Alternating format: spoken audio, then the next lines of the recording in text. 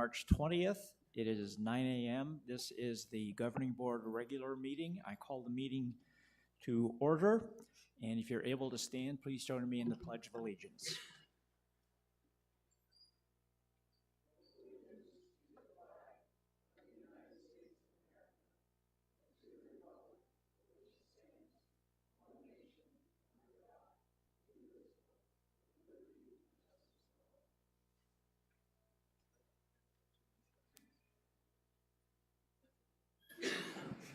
Okay, thank you. Wow, I feel like I'm yelling at you.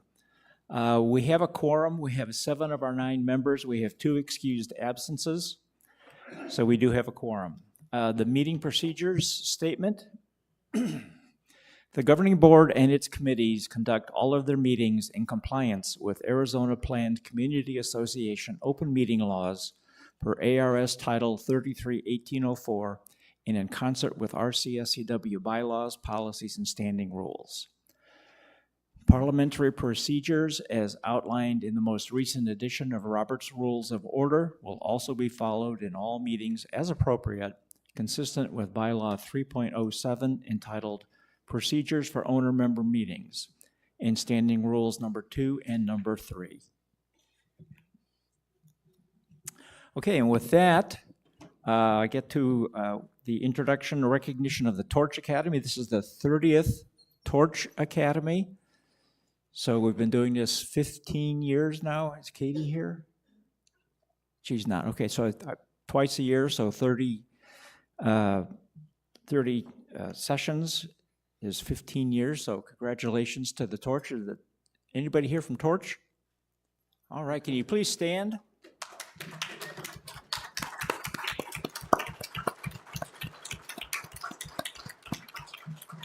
Okay. Thank you. It's good to see our residents taking advantage of this fabulous program. Moving on to the next article of business, approval of minutes from our February 20th, 2025 regular meeting minutes approval. Are there any changes, additions, or deletions to those minutes? Seeing none, they will be accepted as written.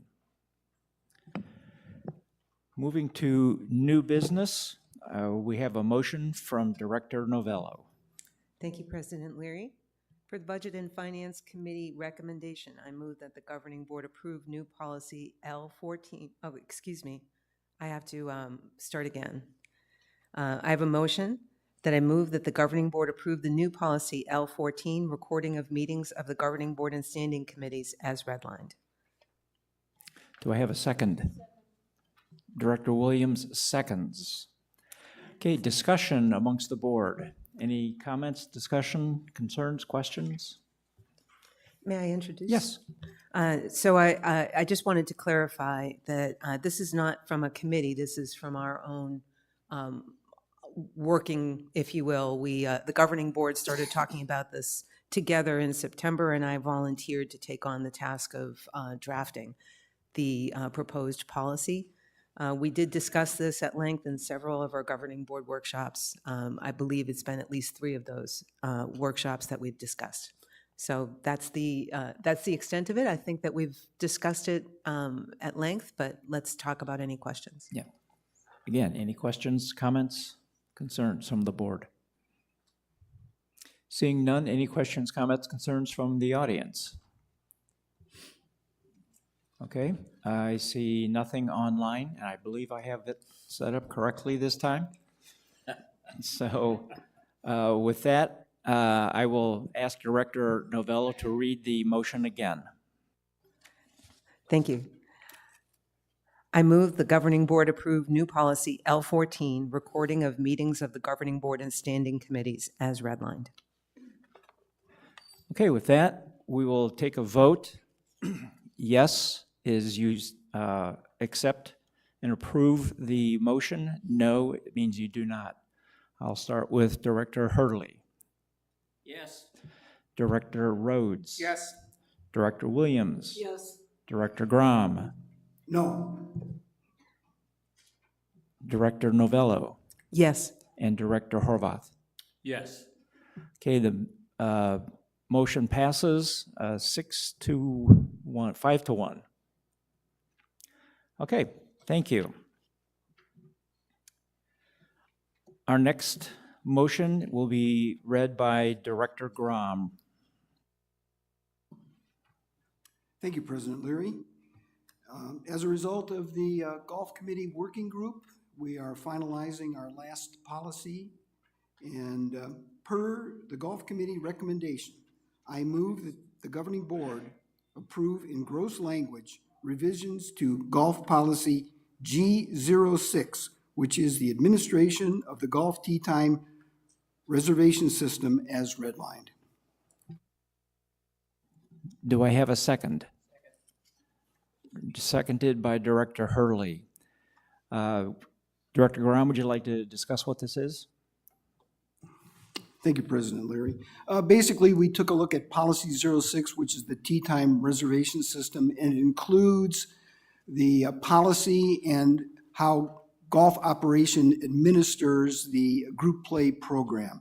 So what we did is we deleted one paragraph and we better redefined the purpose of group play as how it impacts the community. And it's basically set up that it supports our avid golfers. And based upon the fact that Golf Ops does monitor this, and we still have adequate tee times available for the tee time system. Thank you. Any questions, discussions, concern from the board? Yes, Director Novello. A quick question I neglected to ask at our workshop. This provides also for a report or an analysis. Should we adopt this policy, would this be in effect for this year? Would we see that kind of report or analysis this year? Or would it start with the next fiscal year? I would say since we're just adopting this now, probably next year Probably will be next the year. first time. Thank But you. our general manager will provide that. Thank you. Okay, thank you. Any other questions from the board? From the audience? And I see nothing online. So with that, I will ask Director Grom to read the motion again. Per the Golf Committee recommendation, I move that the governing board approve in gross language revisions to Golf Policy G06, administration of the golf tee time reservation system as redlined. Okay, we will go to a vote. Yes, you approve the motion. No, you do not. And I'll start with Director Horvath. Yes. Director Novello. Yes. Director Grom. Yes. Director Williams. Yes. Director Rhodes. Yes. And Director Hurley. Yes. A unanimous vote. That is approved. The next motion is mine. I move that the governing board approve in gross language revisions to the membership policy M03 entitled Cardholder Guest / Daily Guest Fee Policy as redlined. Can I have a second? Director Williams seconds that. Thank you. The purpose of this policy, the changes to this policy, is to recognize the fact that our facilities are paid for by our membership, and we are stating here formally that they are for use by our members and they're occasionally invited guests. So this complies with one other policy, and it also defines that the chartered clubs policy, each chartered club has its own guest policies. With that, are there any questions or comments from the board? Okay, seeing none, I'll ask, are there any from the audience? And I see none online. So with that, I will read the motion again. I move that the governing board approve in gross language revisions to membership policy M03 entitled Cardholder Guest Daily Guest Fee Policy as redlined. A yes vote is to approve the motion. A no does not approve it. So I will start with Director Hurley. Yes. Director Rhodes. Yes. Director Williams. Yes. Director Grom. Yes. Director Novello. Yes. Director Horvath. Yes. Okay, again, a unanimous vote. Thank you for that. Our next motion is from Director Horvath.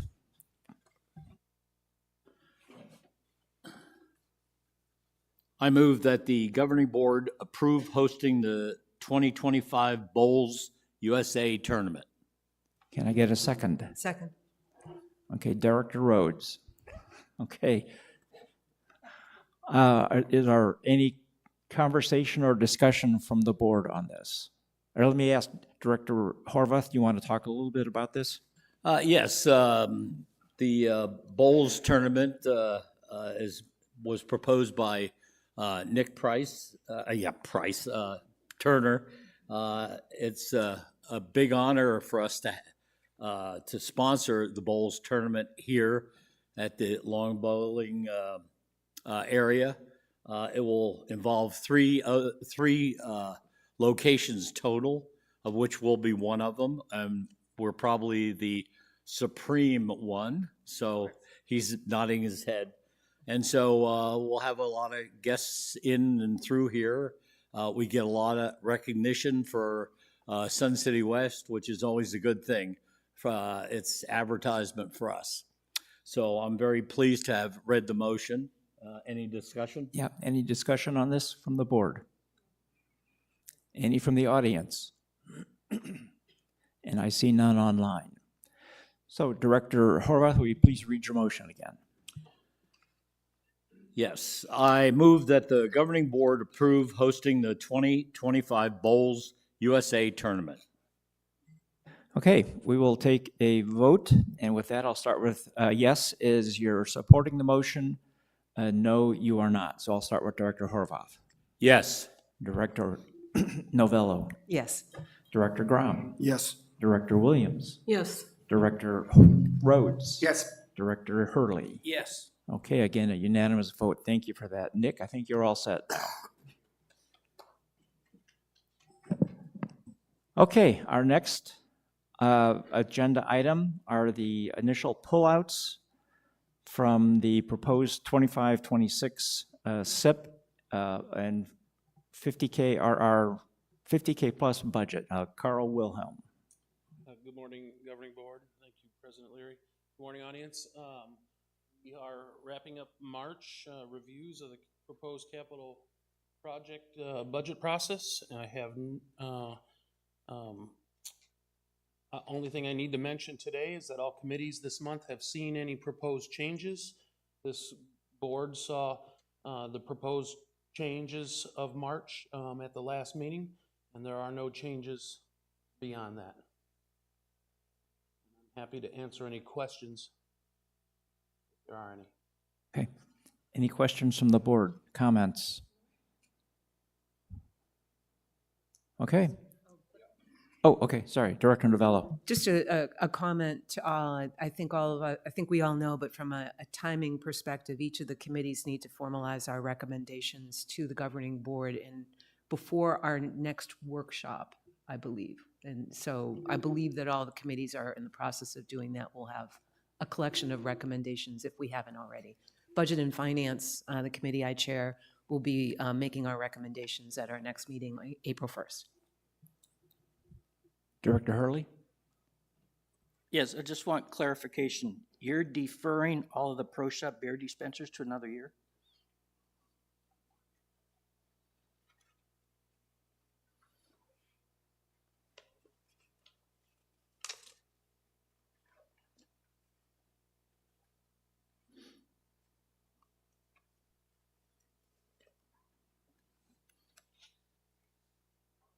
That is correct. That is from Golf Operations, Pat O'Hara, and discussions with accounting. They have, for whatever reasons behind that, maybe Cliff can answer, but deferred it to a future year. Well, I personally am disappointed in that. Me too. Too much foam in your beer, huh, Tim? Okay, any other questions, comments? Okay, I think that's it. Any questions, comments from the audience? And again, I see none online. So with that, thank you, Carl. Thank you. Okay, appreciate it. Okay, next item is the proposed 2025-26 operating budget. CFO Cliff Swan. Thank you, President Leary. We do have one additional item on the agenda item 4.05, and that's regarding an update that we're going to be presenting at the Budget and Finance Committee on April 1st, but we wanted to kind of preview that here before we added it to our capital improvement list, and that is an item for master planning, a capital item for master planning. So essentially, this will be a continuation of our strategic planning and master planning kind of objectives. And as part of our strategic plan, which will be discussed later, one of the deliverables is that in fiscal year 2026, that we have developed, or at least have started the process of developing a master plan for the community. That said, we will be able to capitalize that, and we want to present that call that out as a specific item in the capital improvement budget and plan and budget for that for next year, if this governing board wants to do that. So we want to just kind of do a quick little presentation on what's entailed with that, what the dollar amount is we're going to be requesting, and what the scope of that master plan is going to be. So if I can do that first? Yeah, go ahead. Okay, great. So we kind of teased this at the BNF meeting on Tuesday, and again, we want to just put this out there now so that when if we continue to move down this direction, we just want to make sure we plan accordingly. So we're going to add a capital item. It's not currently in the ad, but we will be adding a capital item request of $250,000 for master planning. And as I said, this is an action item on the strategic plan. So, and the deliverable date on this is fiscal year 2026. We've got some great momentum going on the strategic plan, and through the budgeting process last year and in years past, there's an appetite in this community to have a master plan, and this serves as a crucial tool for future planning, and will include strategies for maintaining, improving, and expanding amenities, activities, and resources for members. We'll do this through extensive community engagement. Valuable input will be gathered to ensure that proposed projects and initiatives align with actual desires of the current and future residents. So there'll be a component of this where we'll have to go outside the community for potential Gen Xers or even millennials down the road to do some analysis, some market analysis. So it'll be integral to the master plan. It will be a detailed needs assessment and level of service analysis, providing comprehensive financial overview for each proposed improvement project. So this obviously will tie in with our yearly budgets. And if we look at our capital spend and our reserve fund over the first 10 years, we have a net cash outflow or cash need from our reserve fund. But after that, after we complete the irrigation projects, we go positive in our cash flow. So, strategically looking at, how we allocate the funds and resources moving forward is going to be a big part of this project. And then obviously with the extensive member input, we'll have community surveys, member engagement workshops, stakeholder meetings, programs and service needs assessments, evaluation of existing activities, facilities, and amenities, including recommendations of new opportunities. And we'll be exploring, like I said, the next generation trends in retirement, social, and leisure activities.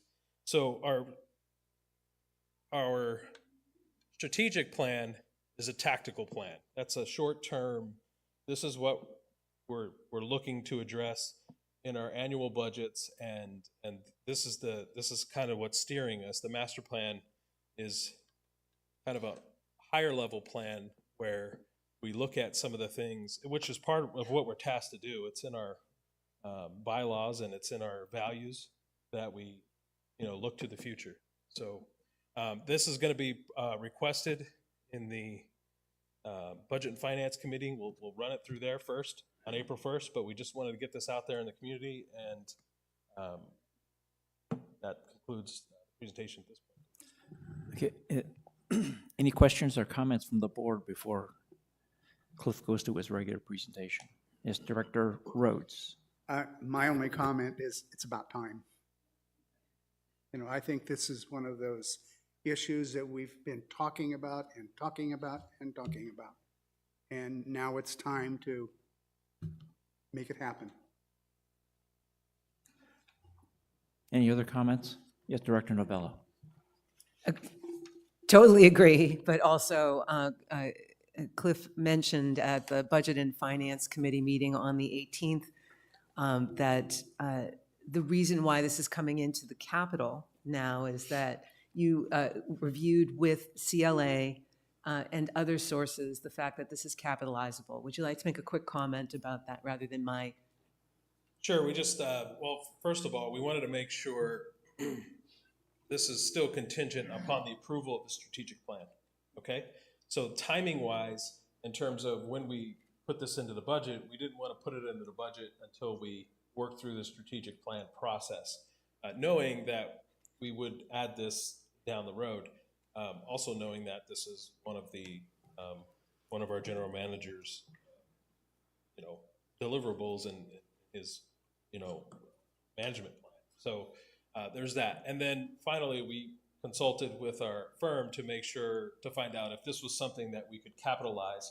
I like the idea of capitalizing this because it allows us to call it out, and then the funds are there, and then if we start this process in May of next year, if it's determined that that's when we started or whenever we started, the funds will be encumbered for this project as we move forward, so that it's locked in and it's going to get done, and it's specifically called out. So those are the two reasons for putting that in the capital budget and the timing of putting that in the capital budget. To build on that, in my experience, a project like this is able to be capitalized because it becomes an asset of the organization. So this is really truly will be an asset of the recreation centers at Sun City West. So any other comments from the audience or from the board? Yes, Director Williams. I fully support this. It is long overdue. I would just like to stress that we need to really include a lot of our residents for input and making sure they are heard. We did something like this many years ago, and it was successful at the time we did it because of the fact that we didn't rush, we planned ahead, and we really got our community involved. I think we need to make sure we get our clubs involved and not neglect their needs.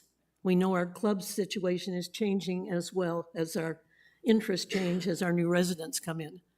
But make sure we include our clubs, make sure we include the residents, and make sure we don't forget our seniors. They pay to live here too. Just because they may not be into pickleball today, we need to make sure we meet their needs. And we have to realize we've got a 40-year age span, roughly, of residents. And we need to remember all of them. That's who we are here to represent, is our owner members. We need to keep that in mind as well. Thank you. Absolutely. Yes, Director Horvath. Yeah, I'm going to jump on the bandwagon also. I totally agree with what everyone has said, and especially with our older citizens. It's been one of my main concerns. The other thing I'd like to point out is that by capitalizing this, it does not come out of the dues. So it's out of the reserve. So just to make that very clear. Thank you. Very good point. Very good point. Okay, if there's any other comments from the board, anybody from the audience care to offer a comment? I see nothing online, so thank you, Cliff. I think you've got a reading on that, so if you want to jump into your Yes, sir. scheduled presentation.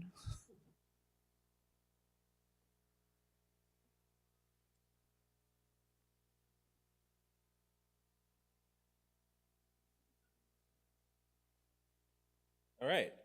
So today, just presenting the changes since last week. We presented the budget to the committee and to the community for a second time or third time, I can't remember how many times it's been. But just want to present the updates in the financial plan, as well as any questions there might have been accumulated or put together since last week's presentation. So the only change I have to report is going to the golf committee meeting. I kind of previewed this last week, but how we get to our revenue number for golf has changed. The revenue number hasn't changed, so it hasn't changed the overall budget, but how we get there has changed. And it was a consensus from the golf committee that they were pleased with the budget. However, they wanted to arrive at the revenue amount that was required a different way than what was presented, which we thought that might be. So, of course, we had those conversations. Very good debate on that, and the committee overwhelmingly said, "Hey, we can get to that number this way." So they wanted to build the increase not in range balls and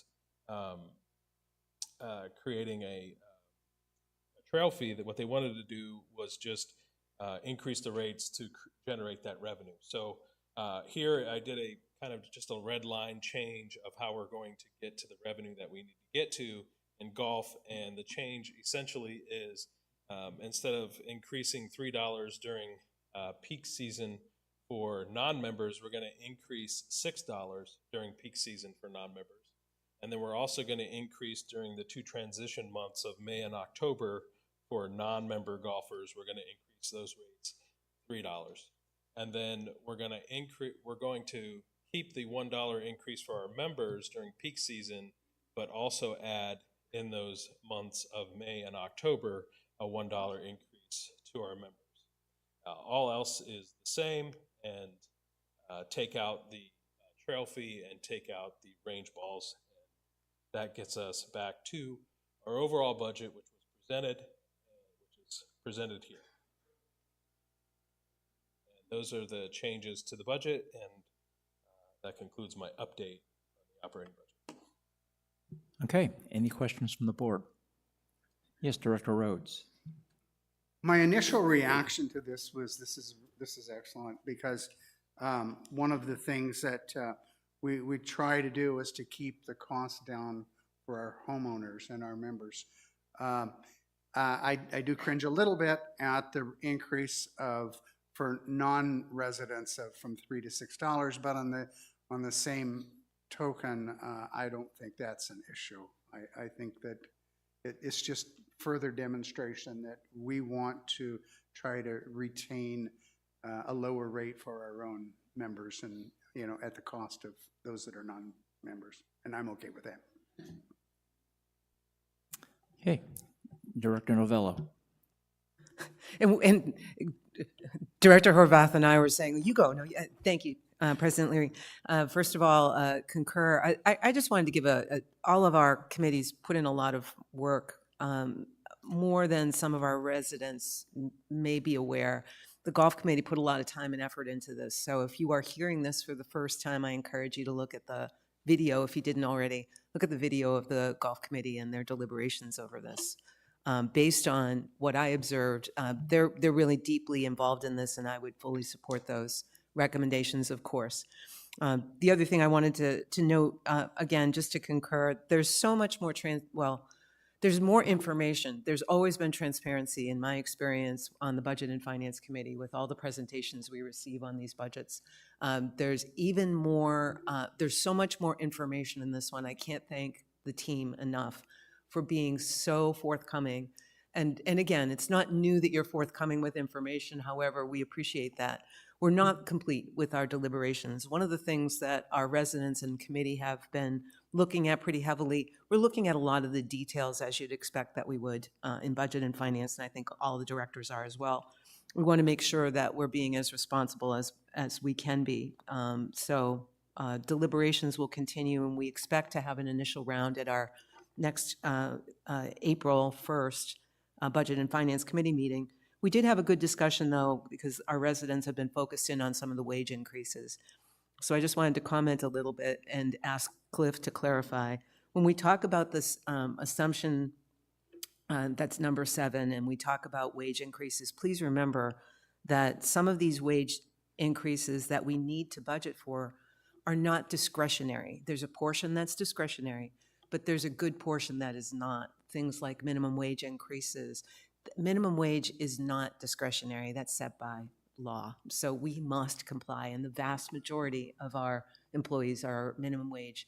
Just to remind us and our residents, Cliff, roughly the proportion of our employees that are minimum wage and are close to or hourly compensated, so that these are the ones that will be directly impacted, yes? Okay, yeah, so we have approximately 290 part-time employees. And all of those employees really are either tied directly to minimum wage or they're tied to minimum wage in one way or the other. So 290 of our employees, 200 employees approximately are full-time employees. 41 of those are salaried full-time employees. The difference between that is just hourly full-time employees. So yes, a significant portion of our staff is tied directly to minimum wage. And, you know, there's, we don't do a cost of living increase. Part of our merit process is to address cost of living. So built into our 4% increase is also to be able to compensate employees for a cost of living increase, as well as recognize employees who have gone above and beyond. And then we also address any type of market issues that we need to address in certain positions that we have. We've presented that overall, comparatively, we're about 12% below the average in our positions. And so we have to address that. And we always find that, I mean, really, truly, we find ourselves trying to catch up off of prior year as well. And when we look at our wages and salaries, we're always a little bit behind. But overall, when you look at the full package, our benefits, everything, it's not just about pay. We understand that. And we feel like we have a great work environment here. I know I really enjoy working here. And I look at the whole picture as well. So, and we know that. So this is a great place to work. At the same time, we have to be competitive. We have to retain our employees. And employee retention, as you all know, is very costly. When you lose an employee, to replace that employee, it's a significant cost to the budget. And so, you know, this budget allows us to do those things as well. So that's why the proposed increase in the wages, and you know, that's really some more color behind that proposal. Okay, Dr. Horvath. So, yeah, two things. So the turnover rate, 26%. Do you feel like what we're doing will decrease that significantly? Well, it's part of the ecosystem, right? So Right. pay is part of that. So yeah, I think that what we put in the budget, which again, it's up to we put 4% in the budget. That doesn't mean that we're casting a 4% increase across the board for all employees. You know, there's a evaluation component to that, and then we actually set the top of the increase. We haven't really even set that yet as far as what we're going to do, but a lot of that is we analyze our pay over the first 6 months of this year to the market to see where we're at as well. So there's some data out there that through January, Arizona is number 6 in the United States in wage growth, and through January, seasonally adjusted, average wages went up $1.76 in Arizona, and that's a 5.4% increase through January. So, you know, we're keeping an eye on what that is as well, but we've got to compete against that in the market. So we want to make sure not only do we have to compete for new positions, we have to compete to keep the people that we have. Okay, a follow-up to that too. on exit interviews, on people that are turned over, let's say, that was identified as a definite problem. It wasn't working conditions, hours of work. There was no other. That was the biggest cause of the turnover. What was the biggest cause? Pay. No, it's part of it. I mean, we have a lot of employees that just flat out retire, and we have a lot of employees that medically also can't work as well. So there's a lot of reasons, but yeah, pay is one of them. It is one of them. But a lot of times when someone is unhappy and they go look in the job market and they see automatically, oh, I can get paid more. That's the straw that breaks the camel's back. Okay. You know? Yeah, I wanted to make sure we got that out, that we Yes. do exit interview and evaluate where we're at with that. Okay. We do exit interviews, yeah, but that doesn't help us evaluate pay. If someone Right, decides but- to leave because of pay, it lets us know Right. that. Right. Okay. And then final thing, I'm a golfer, and for my wife and other golfers that have talked to me, the dollar increase for the regular, to owner members was absolutely necessary, correct? Yes. Yeah, it kind of seems like a buck here, a buck there, so Yeah, it's significant. got a little bit of pushback on that, so. Yeah, it's funny. I always tell people, if you put a poll out and ask people if they want their dues to go up, I don't think you would ever hear anybody say, "Hey, I want to charge you more. How do you feel about that? Is that okay?" I don't think you'd ever get a positive response to that. But I think people understand. And when you have 320,000 rounds of golf, $1 is a big deal. Oh, it's a big deal. Yep. Okay. I just wanted to get that out too. Yes. Okay, thank you. Director Rhodes? Cliff makes some very compelling arguments, and he explains very clearly the rationale for, how we're looking at employee salaries. I'm going to pull off the top of my head, and I think this is something that Kirsten Peterson told me, is that when we look at our employees across the board, we can use national industry standard benchmarks on pay. We don't have to go to other communities. We know what it is.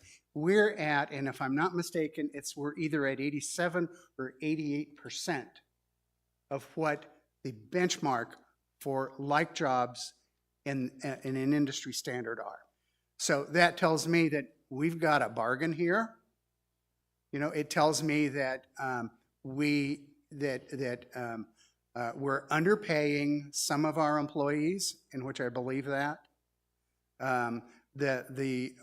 The hourly employees is kind of a no-brainer. We don't have a choice over that. I mean, that's just across the board. If you're an hourly employee, we know how much you're going to be getting as a basis. But I just wanted to make the point, and it reiterates because Cliff said this when he talked about a 12% difference. We are using industry standards, and we are trying to compare like jobs to like jobs. And when we do that, we're still not paying what the industry pays. Thank you. Any other questions, comments from the board? I see someone lined up from the audience already. Please sign in and give us your name and your rec card number. Dennis Hansel, 111074. Cliff, could you just turn back to the slide with the overall budget?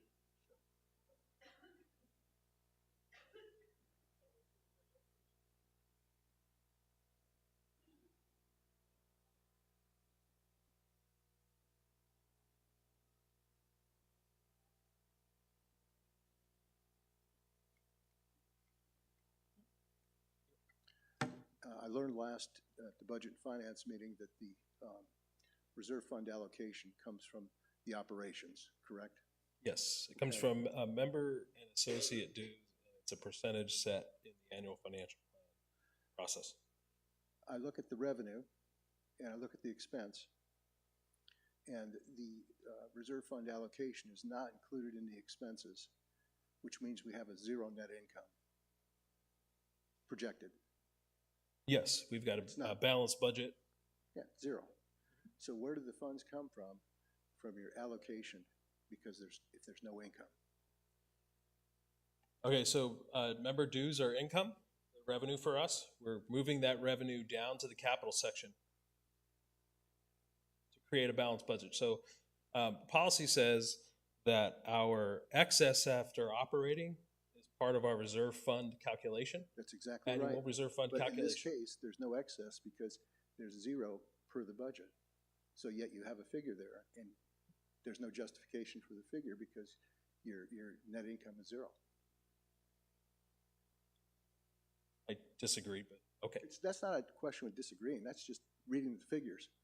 And I also want to make a comment that Mr. Ernal was very kind to me. He provided me the last 4 years budgeted revenues and expenses versus actual revenues and expenses. And it's instructive to note that each year our budgeted revenue net income was $924,000 less than actual.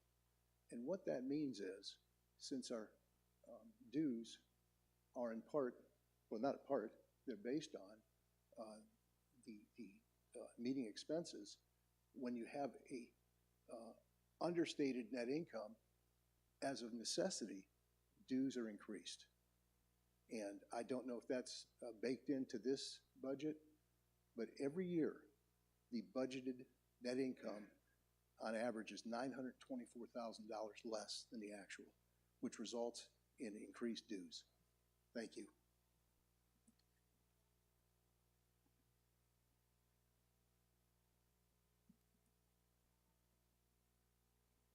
I'd like to just say something in regards to that. Included in net income are things like depreciation and valuation change on a reserve fund. So we don't, first of all, depreciation has no cash impact, so I'm not sure which net income number you're pulling, but also our reserve fund valuation change is also included into that, which we do not budget. So if we have a favorable reserve fund valuation change, it's included in our net income, but it's not budgeted for. If we look at last year, we finished operations approximately $850,000 ahead of what we had budgeted, and it was reflected in the excess operating inflow that you referenced earlier. So when you take that $850,000 and you add that to the reserve fund allocation, which was almost $1 million, we finished at 1.8, and essentially we balanced our budget and finished $850,000 over. We budgeted 315,000 golf rounds. In the golf division, we came in 600,000 favorable to budget because we ended up with 323,000 golf rounds. And that's good. That's additional funds into the reserve fund. We also finished 200,000 ahead of budgeted income in our interest income on our operating cash, which we didn't know T-bills were going to continue to stay at record highs, and we were going to generate an additional 200,000 in our operating cash interest income. So if we take last year, those were the two favorable, the large favorable things to budget overall. Which again, those funds go back into the reserve fund, and they impact the dues increase for the next year when we look at what we're going to do for dues. But the only solid metric that we have that's in our policies is 40% fully funded balance. So 40% fully funded balance tells us how healthy our reserve fund is. And yes, capital is paid with the reserve fund, as Mr. Horvath said earlier, but our excess and our reserve fund allocation is also part of our reserve fund calculation. So it's a whole process that we have to take a look at. And when we put the budget together the next year, the funds that are in the reserve fund at the end of the year help dictate what the dues increases will be the following year. First of all, depreciation is not figured into the revenues or expenses you have reflected. Well, this isn't net reflecting net income. All I'm that just- matters is I don't- cash flow, okay? Understood. I'm talking, thank you. And what I want to say, if we have a community understanding that our dues are going to support the capital expenditures which go to the reserve fund, that's fine.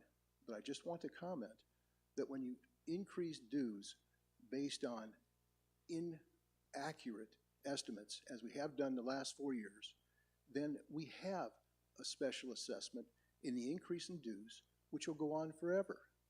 I would prefer that if we wanted to increase our capital fund to meet expenditures, that we have a one-time special assessment, which will be one time and done, because dues never go down. Thank you. Okay.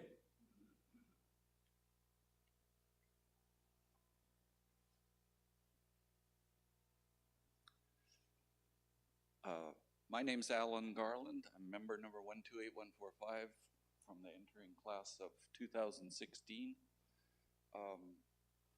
What I want to talk about is a little bit about your wages thing. I'll give you a bit of background first of all. I'm from the IT world. I was a CIO of a fairly large financial services company. We operated in 5 countries. I had 250 employees in those 5 countries. Our headquarters was in California. So I had an IT organization there of about 170 people. We were a financial services company. The problem with getting good people is my competition were people like Microsoft, Google, various software companies that were willing to pay huge amounts of money to attract IT people. And here I am, a financial services company, and I've got to compete with those guys to get good talent. Let me tell you, it wasn't easy, and they did this in 5 countries. The point I want to make here is as really a lead into what's going to come next, which is your strategic plan. Presumably, we will be doing some IT stuff in the strategic plan. There's a big difference between running a help desk and supporting a network than there is to implement complex software that might do stuff. Take the software that you have in the golf club.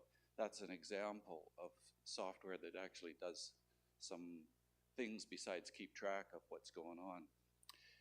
When you start building out your IT organization, you're going to find a big strain on your what you pay for the IT people. That's just a prediction I'll make, and we'll see in a few years if I was right. Second thing I was going to say is that creates a bit of a conflict in the organization, because when I was in that finance company, where I'm dealing with a lot of, it wasn't like they were engineers. What my point is, there was a big discrepancy between the salaries we paid to IT people and we paid to the rest of the company. And that didn't make us very much good friends of the people that weren't making as much money. They were always looking at us and felt like why were we so treated differently than the rest of the company? So that's a management issue you have to deal with. And so I just wanted to make an observation, because later on we'll come to the strategic plan, and there's a couple things that I think are missing, and I want to point out how that ties into what I just said. Thank you. Thank you. Nick Turner, 131829.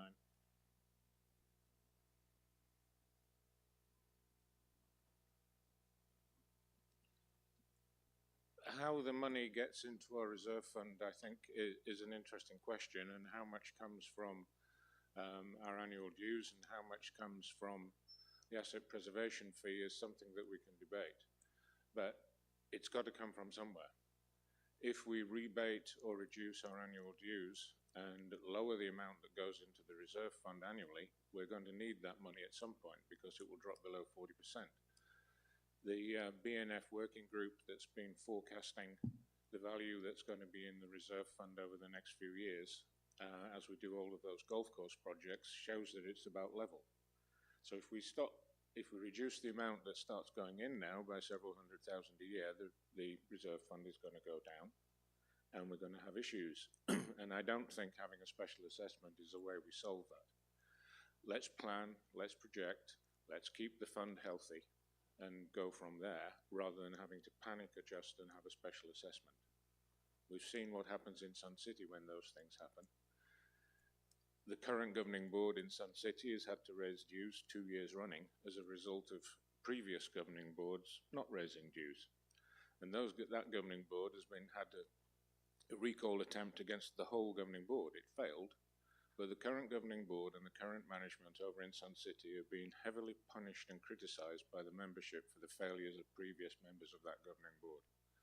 And I don't want to see that situation happening here. So let's keep doing what we've been doing, which is managing the funds prudently, making sure that the reserve fund is there, making sure the income going into that reserve fund is sufficient for our capital needs. That's what we've been doing. Let's keep doing it that way. Thank you. Thank you. Any other comments from the audience? I have none online. Cliff, is there anything else? BNF, April 1st. Shameless plug. No Okay. joke. Okay, you heard it here, folks. If I may build on that, no joke about the next Budget and Finance Committee meeting on April 1st. Cliff and I are going to be publicizing this as much as possible because these are great discussions that we're having at that committee meeting. We expect to make our initial round of recommendations on the operating budget to the governing board. I say initial because there may be some back and forth based on other committees and on other findings of the governing board, but please join us there. Okay, thank you. Thank you, sir. Okay. We will move to agenda item 4.07, which is a motion for the adoption of the strategic plan. Director Horvath? I move that the governing board adopt the RCSW strategic plan as presented and discussed and authorize the general manager to implement it. Do I have a second? Second, Director Williams. Director Horvath, can you please discuss that? Okay, so this was very interesting, a long time coming. We talked about that.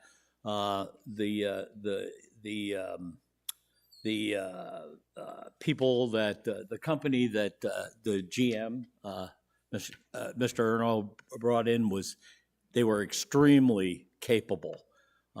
They kept us on track. They knew all about what we were and what we wanted to be, and it was a tough day. It was a long day, six hours plus in the seat. But when it was over, I definitely felt like, wow, we're a go here. We're on the track. So I'm very pleased to offer this as a motion. Thank you. Any discussion or comments from the board? Director Novello. Just wanted to echo what Director Horvath said, but also remind us all, if you were not with us at our workshop last week, this is a starting point, and perhaps General Manager Stephen Erno can comment further, but this is a living document. It's not a document that we expect to put on the shelf. It's a starting point that we will continue to refine and improve on a going basis. We got lots of feedback from some residents, and of course, alignment with our staff and so forth. We all have to be in alignment with this, but just know we heard those suggestions for improvement. It's certainly to things like our vision statement and mission and so forth. All great things that we can continue to refine, but the essence is here, and I'm excited. After many years of discussing this, it's really great to see us taking a stand and moving forward. So, thank you. Mr. General Manager, would you like to say something? Yeah, thank you, President Larry. So, yeah, listen, I'm really excited as well. This is, a document that's going to, as Director Novello mentioned, is going to really take us and give us that path. And it is not something to sit on the shelf. It is absolutely something that will be continue to be revisited each year to update it. But also throughout the year, providing updates to the board as to where we're at with these specific projects and initiatives that are on the plan. So the great thing about this is it gives that sort of guiding light, so we all know where we're going, we all know what's being worked on, and there's accountability as to where we're headed. The board did an amazing job, and I appreciate their input and their willingness to work through this process. As Director Horvath mentioned, the consultants that we had for this did an excellent job, I believe, in really keeping everyone focused, including staff. So staff had a similar day. Actually, staff had 2 full days of that. In addition to all the input that was received, and then the work behind the scenes to get it to the point that it was, mostly ready so that it could be discussed during these workshops. So a lot of work has gone into this. As with anything, there's always going to be folks that might look at it and say, well, it should have this or it should have that. And listen, that's true. And again, it'll continue to be refined and worked on. But I think what I would hope that people would look at is the fact that this is a document that people can actually look to and to be able to say, this is the direction the organization is headed.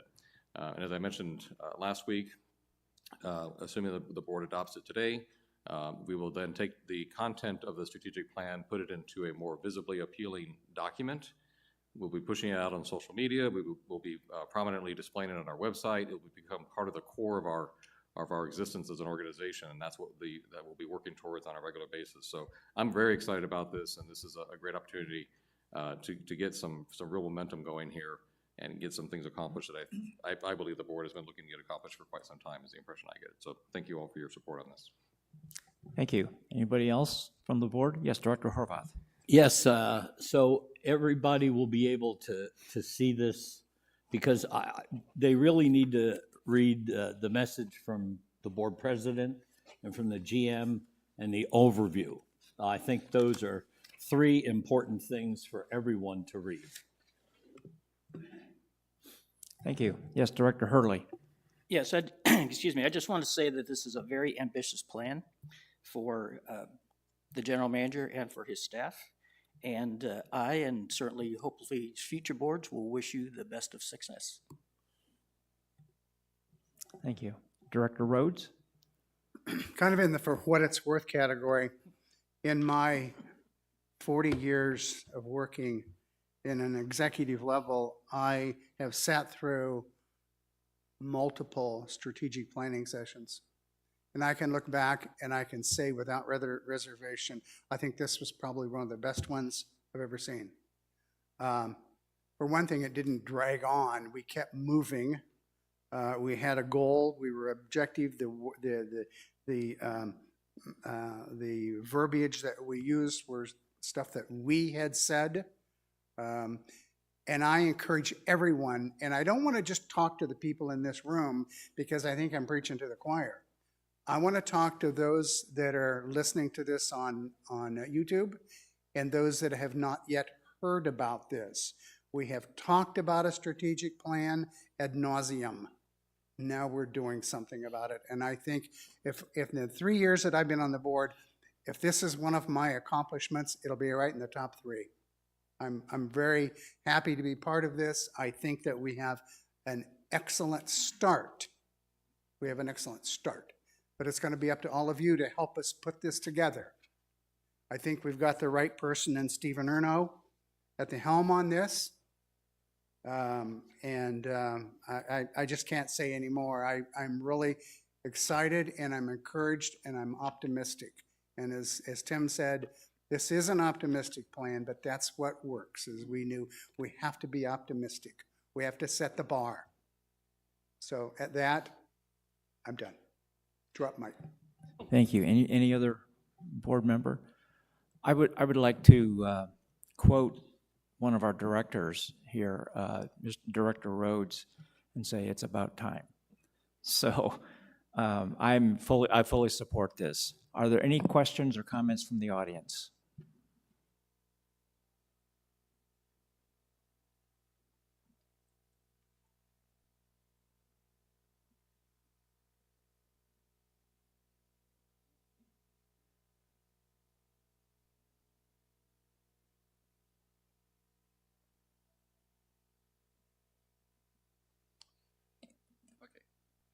Again, my name's Alan Garland. As I said, I had a background in IT. I've been involved in developing strategic plans. I've worked with 3 startup companies. 2 times I was the person responsible for the product development. We had to develop a strategic plan, secure funding to get the company and get it up and running. The first one I was quite young and was an instant company. You'll be surprised at this perhaps. I was employee number 57, and I was brought in because of my expertise in the database environment. The company was an insurance company. 13 months later, we had 2,100 employees. 18 months later, we had $200 million in revenue. And partway through that, we had a huge problem because we had outsourced the development of our systems and the vendor left us. So we had to develop some plans to deal with these things. So I've had a bit of experience. Now, there's one thing, I think what you got to hear is a good start, but I see one thing missing. I see strategy. What I see is inputs to the plan. I see outputs, which are projects to implement the plan, but I don't see the strategy articulated. Let me give you one example. We have a number of clubs here.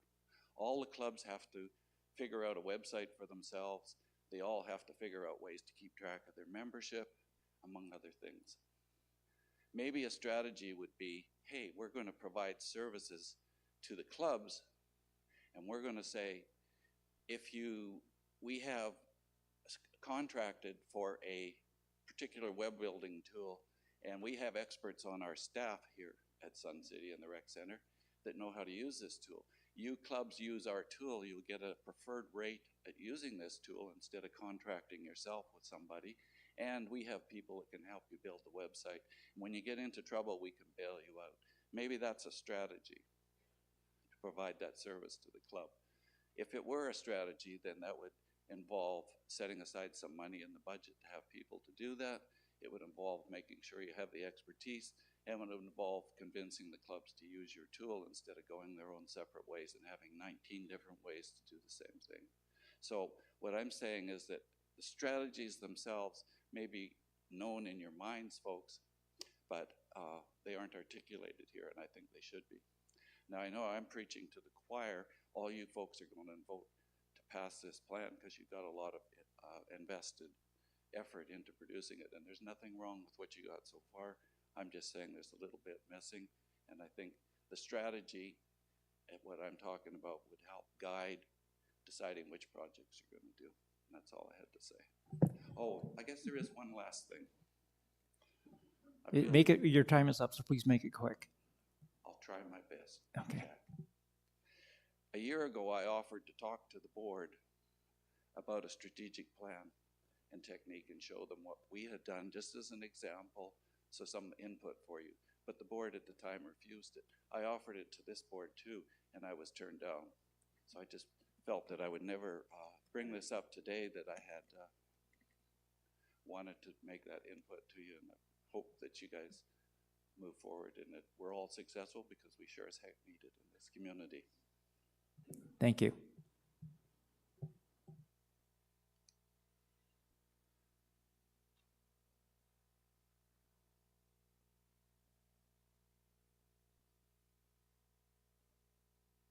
Bud Metter, 132059. Mr. President, ladies and gentlemen of the board, fellow citizens, I'd like just to make brief and to the point remarks about the strat plan and the strategic plan and the master plan. And then I'll come back subsequently to talk about the BNSF intermodal railroad issue we've got facing the Southwest here. I want to give the board and the general manager kudos for the effort that was made last week on the strat plan. On the strat plan. I think you got your money's worth. I sat there with you throughout the entire thing for 6 hours. I've got a background in that stuff. For 6 hours, I think the issues that needed to be hit upon were hit upon. So well done. I really applaud the notion of bringing in a professional organization. Otherwise, you get a bunch of federal guys sitting around telling each other how great they are. You had the real pros there. They asked some good, pointed, tough questions, and kudos to the board because you stood up to the plate and get the long ball. With that, attaboy, I'll come back in a bit and talk about the railroad issue. Thank you. Thank you. Any other comments from the audience? Okay, I see nothing online. So with that, I will ask Director Horvath to reread the motion. I move that the governing board adopt the RCS CW strategic plan as presented and discussed, and authorize the general manager to implement it. Okay, we will take a vote. Yes, you approve the motion. No, you do not. I will start with Director Horvath, Yes. Director Novello, Yes. Director Grom, Yes. Director Williams, Absolutely, yes. Director Rhodes, Yes. Director Hurley. Yes. It is a unanimous vote. Thank you all for that.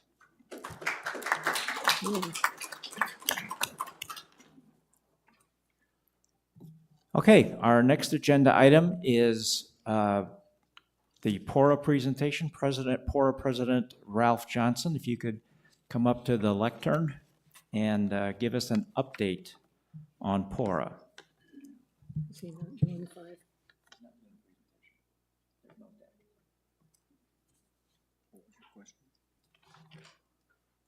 The filings. Okay, never mind. Thank you, directors, for allowing us this opportunity to make a presentation and update to you and to the audience. Good morning, audience.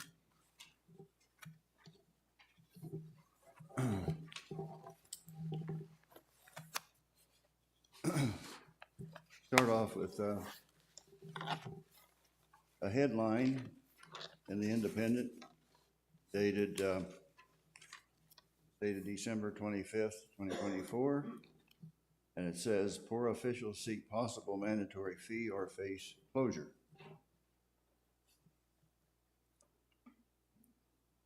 There was not one statement made during the presentation to the Rec Center on December 13th regarding insolvency. PORA had not begun a revision of our business plan at this time. Indeed, 3 years and 7 months, we would be insolvent. We were not about to let that occur. PORA presented a plan that was entitled Plan A to the Rec Center. It was not approved due to the restrictions within Arizona law. It is the intent and plan that PORA will continue to serve SCW just as it has for the past 45 years. It is necessary to make certain changes in our structure in order to do so. It entails returning to the original foundation upon which PORA was founded. Those roots are 4 committees consisting of governance, transit, water, traffic, and safety. PORA is very near completing Plan A that it will be able to announce in the near future to present to the PORA members and will answer questions at that time. PORA is always aware and involved in government-related projects that will impact SCW. We can continue to report and update the members in the weekly e-news. A current and very important project is the Grand Avenue 303-163 development that is underway. On the other end of the spectrum is the BNSF intermodal project that is far in the future according to the BNSF website. I share information I obtained from their website. From their website, quote, major facility projects include completing a multi-year intermodal facility expansion project at BNSF Cicero Intermodal Facility in Chicago, continuing property acquisitions and development activities for the planned Barstow International Gateway project in California, and starting development activities for a future intermodal facility in the Phoenix, Arizona area, unquote. Further, Maricopa County does not list it in their website within their 5-year plan. So that's out there in the future per the officials.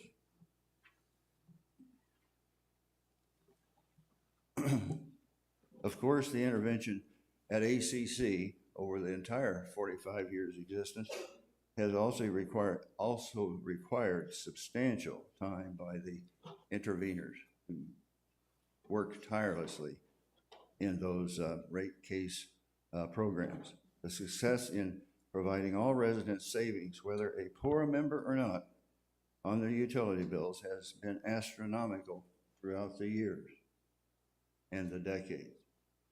Water Committee Chairman David Hunter reported that the monthly March meeting held this week attracted a very large audience. Traffic and Safety meeting will be held next week, Wednesday the 26th. It is very informative and also well attended. John Quinn is chairman of the committee. The committee does meet bi-monthly. In closing, CORE plans to be important and impactful to its members in the decades to come. Please be patient while we continue to work toward completion of Plan B to accomplish this goal. There are some materials out on the back table if you care to have some information, particularly the government relations brochure, the little trifold that I continually emphasize as a great 41 major accomplishments through 45 years. Thank you for allowing me to present our information. Thank you, President Johnson.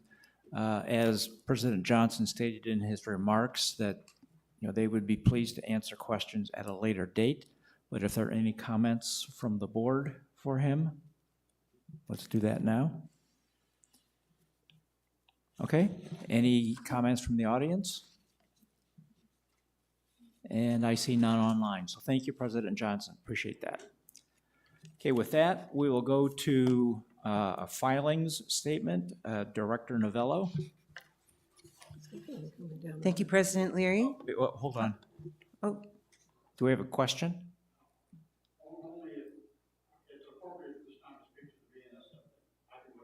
Let's wait on that, thank you.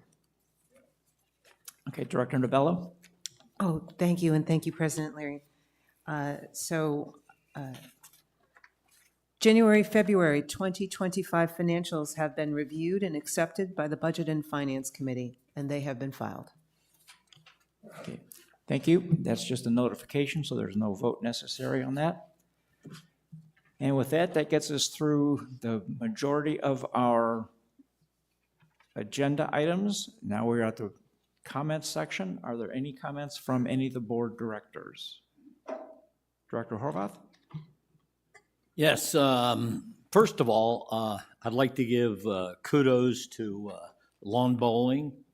Bringing the bowls national here is immensely a good thing to have done. Congratulations to Nick Turner. The other thing is again, I was so pleased to be able to make the motion to accept the strategic plan. And I'm sure that that the general manager is going to make that work. And I hope that other boards, after our time is done, will continue. Again, very pleased at the progress that we've made. Thank you. Thank you. Any other comments from the Director Rhodes? This is, I really believe that my job, not just to provide my review and my insight to the matters of the board, but I have an issue here that I want to talk about. We have the passing of a gentleman that has been an institution in Sun City West. His name is Arnold Westfall, and many of you may know him by the name of Lake Westfall. Lake has been a member of the governing board. He has more accolades than you would ever believe. He was community-minded. He was 102 years old. Now, just to give you some perspective, I saw Lake about 5 years ago when he was 98. I wouldn't play pickleball with him because he would, he usually would beat you. So Lake told me that, he says, listen, I'm on my way to Albuquerque. He says, my wife and I are going to go to Albuquerque because I'm going to enter the National Racquetball Contest tournament in Albuquerque. I said, great, Lake, good luck. So I just want to take this time to recognize a life well lived. And if we had a definition of that, all we have to do is to look at the life of Lake Westfall. He was a great man, and he was in our world, and he was recognized last night at the pickleball meeting in front of 325 people. His death was recognized. But I think just as a community, he served us well on the governing board as well. So I wanted you all to know that Lake Westfall is a life well lived. Thank you. Thank you. Okay, any other director comments? Okay, we'll take audience comments.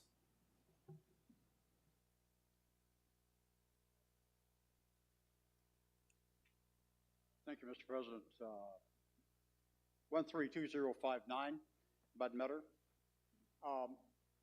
Once again, kudos on the strategic plan. I hope that the board appoints a guru to ride herd on that, and I'm sure that the general manager will as well. I'm very excited about what you guys did. That was a super act. I'll need a little more than 2 minutes. This is based on a phone call that I received this morning at about 7:30. Yes, sir. Okay, if you're going to need more than 2 minutes, I need approval from the board. Is everybody good with that? Okay, you have. This is based on a phone call that I received this morning at about 7:30, 7:45 or so, regarding some of the issues coming up with the BNSF Railroad. Intermodal hub being built out in the Whitman area. As you may know, it is huge, 4,400 acres. It will have a laydown of something like 18 million square feet of concrete for the storage areas, immediately adjacent to homes, immediately adjacent to the, what is the school out there? Dottaburg School. One gentleman, I was out riding, literally walking the ground of this development last week. One gentleman, an engineer who was with us, has got about $5 million stuck into his project, into his home, into his property there. The first wall that's going to go up in the storage area, you can hit the wall with a sand wedge golf club from his front porch. And so that just gives you some idea of how it's going to encroach upon those neighbors out there. There was to be a meeting at the supervisor's office on the 26th of this month. That has now been pushed back to sometime in August by Supervisor Lesko, who, because she does not have adequate information from BNSF Railroad, has said, I cannot support the project at this time. So sometime in August, we'll have a rendezvous with those folks and see what they've got to say. That's predicated on a lot of things that they need to be making, such as environmental impact statements, which they have not yet done, coordination with ADOT for conduits of now redirected floodwaters to the Hassayampa River that will impact Highway 60 that has not yet been done. I can throw out a few other points that we need to be, this is a call to arms for all of us here in Sun City West, really. There will be increased rail and vehicle traffic by 20, this is from the railroad, by the way, by 2028, 2,734 trips per day of trucks, trains, vehicles coming out of that yard. That is predicted to increase to 22,749 trips per day by 2038. The first one I mentioned was by 2028. The issue will be detrimental to the native wildlife out there. As I mentioned earlier, no environmental impact statement has been done. Light pollution, which was identified, you may recall, we met with the Maricopa County Planning Action Committee a year ago this past August. Matter of fact, we did it over in Palm Bridge. Sun City had one, we facilitated one, Morristown facilitated one, and one of the things that was common amongst all the citizens and all those communities was take care of our wildlife, take care of our water, take care of our dark nights, and the plants, the native plants and vegetation. And that was consistent amongst all the communities. There are some real air quality issues. By the way, the formation of this thing is Whitman is going to be enveloped, north, west, and south. The open end on this will be east down the railroad toward us and toward the valley.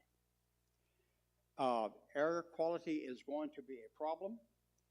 The Chicago Tribune has put out a statement relative to the BNSF intermodal hub there, which is smaller than the one they're going to build here. The one they're building here is going to be the largest one in the United States. Largest one in the United States. In terms of micrograms per day, Chicago Tribune is reporting that they are suffering 8.0 to 9.7 daily. The World Health Organization has said a prolonged exposure to these things at 5.0 or more is harmful to human life. There are other issues that will impact us in terms of life and death issues associated with getting to the highway, to the hospitals. They're at Meeker and Grand. And then, of course, further east at Sun City in terms of increased rail traffic. That is going to obviously drive some highway modifications, building overpasses or something like that. Now, this is a big thing. Water quality and water quantity is an issue. As I mentioned, 18 million square feet of concrete is going to be poured to build this facility. ADOT issues with respect to the water that's going to be redirected because of this facility down to the Hassayampa River will have to some way or another be dealt with Highway 60 culverts and this, that, and the other. So there's some big construction issues going on there. And the last thing that I mentioned to him this morning in this discussion that I had was, what about the electrical grid? And everybody just is sort of we never thought about that. We haven't asked that yet. So bringing in this sort of a facility is going to have some big, big issues for us to be thinking about. Hence, the strat plan and the master plan, I think, is very timely that we're bringing that on board to begin dealing with these issues coming down the pike. The Barstow issue that Mr. Johnson just mentioned, Barstow has rejected this. I just learned that last week. And apparently BNSF is not going to build in Barstow. At least that's the latest word I have. And we are going to be getting on Debbie Lesko's schedule to make her aware of what our issues are out here and our concerns. So that's what I have for you at this time. I'll be glad to keep you posted. I've spoken to Rudy on this Director Braun a couple of times. I'll keep you posted with what I get, the latest and greatest, as soon as I get it. Okay, thank you. Yes, sir.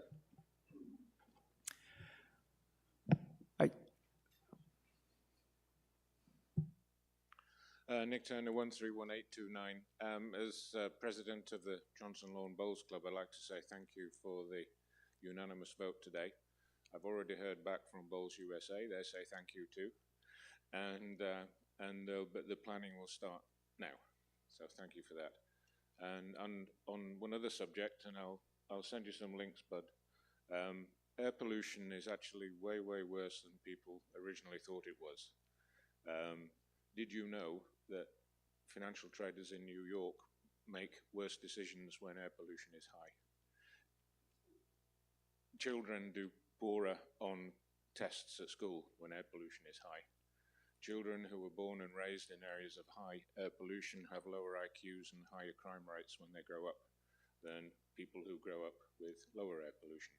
It's something we need to keep an eye on and keep our eyes open about it. And that could be one of the worst things that happens as a result of a big facility like that with lots of diesel trucks going in and out. So, thank you. Thank you. Any other audience comments? Okay, I neglected to give our general manager his turn, so I will do that now. Thank you, President Larry. Again, I don't want to keep belaboring this, but I just want to say thank you to the governing board, and I appreciate their leadership on the strategic plan. It really is a huge step forward. So I'm excited for it to actually have passed and looking forward to start implementing those projects. So thank you. Okay, and we have no comments online. So before I adjourn the meeting, our next governing board workshop meeting is April 11th at 9 a.m. in this room, and our next governing board regular meeting is April 17th, also in this room, also at 9 a.m. And with that, I will adjourn this meeting at 10:25.